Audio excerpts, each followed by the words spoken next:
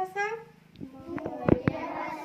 एवं साहित्यर समुद्रता को सक्रिय भाव में प्रोत्साहित एवं पालन करने को प्रतिज्ञा करुछि।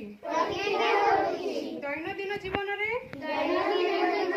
निज मातृभाषा व्यवहार करी मु अन्य मानकु मो भाषा सह परिचित कराइबी।